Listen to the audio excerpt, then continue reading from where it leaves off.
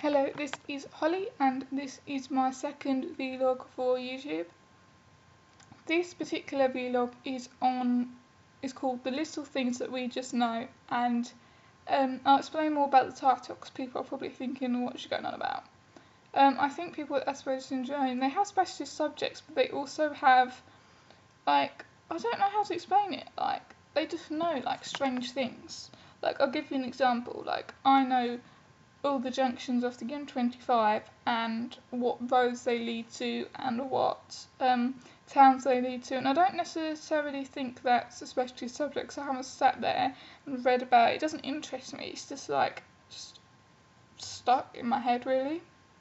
After all the times I've been around the M25, and for those of you who aren't in the UK, the M25 is a circle motorway that goes around London. It's always busy and no one really likes it. If you come over to England and ask someone about the M25, they'll be like, no, hate it. It's probably the most hated motorway in the whole of England. But yeah, I think to know a bit about that, and I think I have a travel thing going on because I know a lot about the London Underground, which is the underground tube system, like the metro, the subway, or whatever people call it in other countries, and I know the tube map at the back of my hand. I don't even know why. I haven't studied it, but I just seem to know all the stations and what lines they're on. And if someone came over to me and told me how to get to Chesham from Woodford, I could tell them just to go on the Central line to Liverpool Street and change to the Metropolitan line. If my mum or dad or brother or sister want to go out on the tube, they don't ever look at Transport for London Journey Planner. They'll just ask me about it because it's easier to ask me than loading up a internet page. And I think that I'm good with maps as well. I like geography. I think geography used to be one of my specialist subjects. I used to be really good at geography. I still am, but I'm good at capitals and stuff. I think probably the best.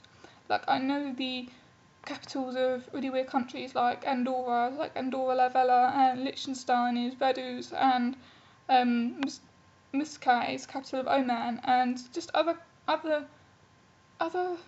capitals that no one really seems to think about. I love a good capital quiz. I mean, that makes me excited. If I have a capital quiz in my family, because I always win it. But I wouldn't necessarily call them specialist subjects because they are more or less information that I picked up over time. And another thing that I seem to be quite specialist on is just people in general. I seem to know everything about people. If someone told me that they lived in Ealing 5 years ago, I would still know that now. I don't know why, it just doesn't seem to have vanished from my memory. Plus it's quite dangerous really, because if you tell me something, I've now got a memory stored of people's addresses, people's phone numbers, people's wife's names, people's children's names.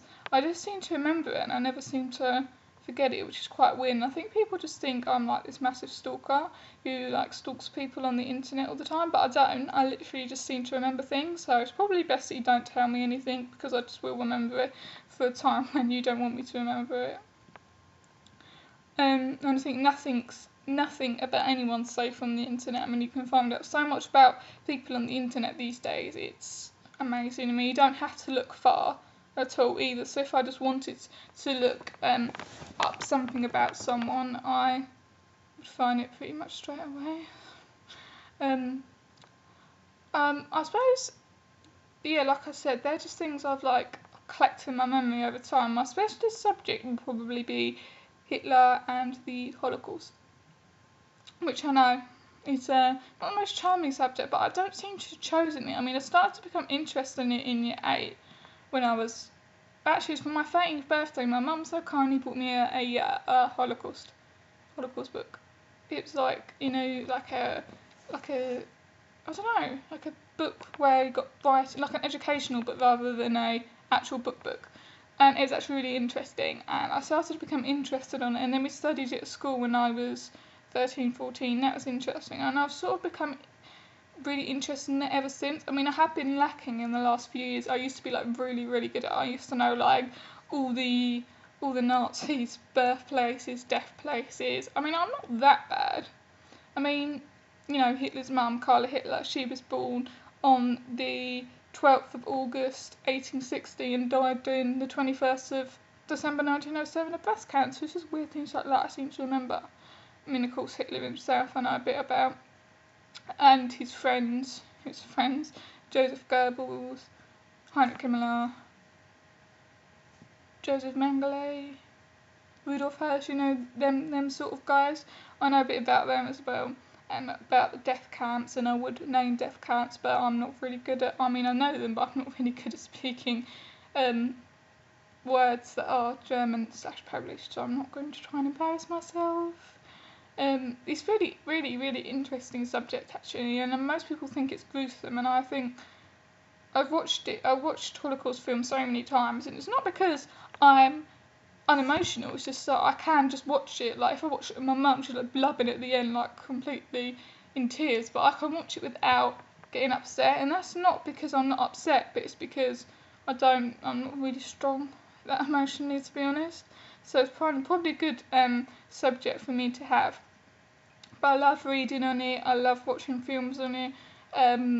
There's some really good Holocaust films that everyone should watch, like Schindler's List, Liam Neeson, love Liam Neeson, that's probably my favourite performance by him.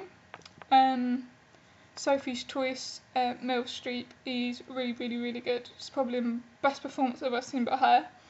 And Holocaust 1978, that is something you've got to get. Holocaust 1978, it's like a box set. I call it Holocaust 1978 because it's called Holocaust, but then it's from 1978. If people just say I watched Holocaust, people are like, what? I don't think it's that popular in the UK. Probably not that popular in America anymore either, because it is from 1978. But it won a few awards, I think, and it was from 1978, and I think it was a TV series. And it's about this family, and it just follows them from 1935, I think, to 1945.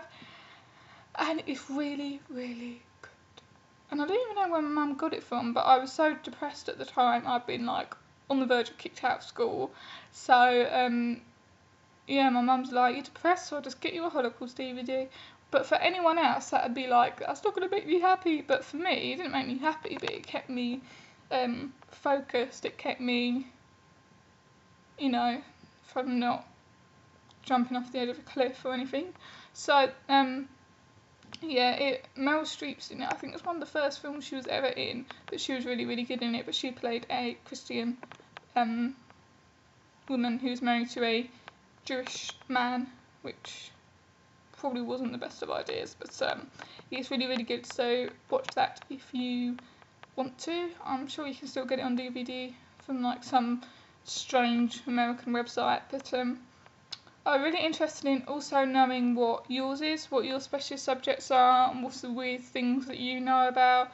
I mean, I don't ever talk to many people with Asperger Syndrome. I don't really know any of them.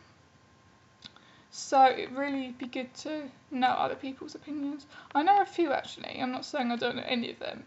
I know there was two at school, but they were boys, so I mean, there's not many girls out there with Asperger Syndrome anyway, which is one of the reasons why I'm doing the vlog, so we can sort of connect, sort of thing. So, yes, please comment and subscribe, and I will, and give suggestions for my next videos, because I'm getting stuck on videos already. I'm going to have to start watching other vlogs for other ideas. And thank you for watching. See you soon.